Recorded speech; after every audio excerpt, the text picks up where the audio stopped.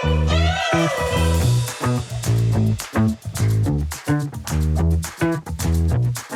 ce qui sort de notre compte bancaire, en général, on trouve que c'est trop.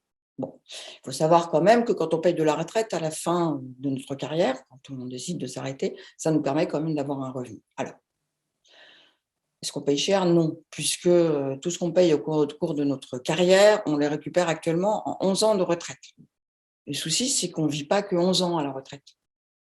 En général, c'est 20, 25 ans. En moyenne, c'est au moins 20 ans, voire plus.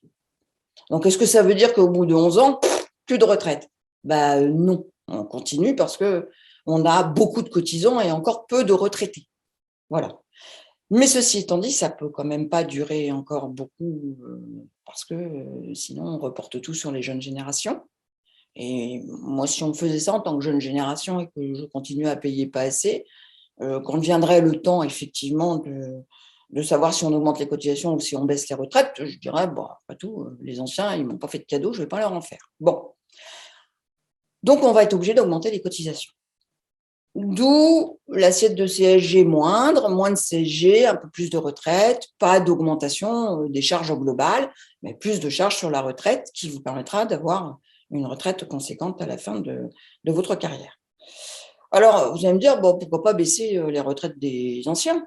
Après tout, ils n'ont pas payé cher. Bon, alors déjà, ils ont payé ce qu'on leur demandait de payer, hein.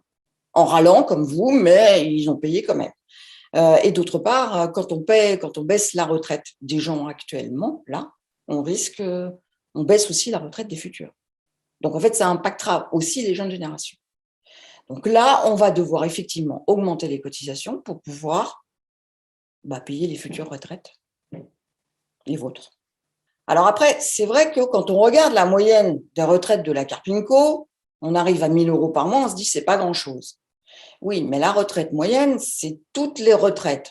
On les a empilées et on les a divisées par le nombre de retraités. Et quand on regarde la durée moyenne de cotisation à la Carpinco, c'est 20 ans.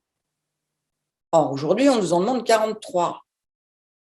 Donc, en fait, 1 000 €, c'est pour 20 ans de carrière. Normalement, pour 43, vous devriez avoir à peu près 2 000 par mois. Ce n'est pas une grosse retraite, mais ce n'est pas une retraite ridicule non plus, quand on sait qu'en France, la moyenne de retraite, c'est 1 400 € mensuels.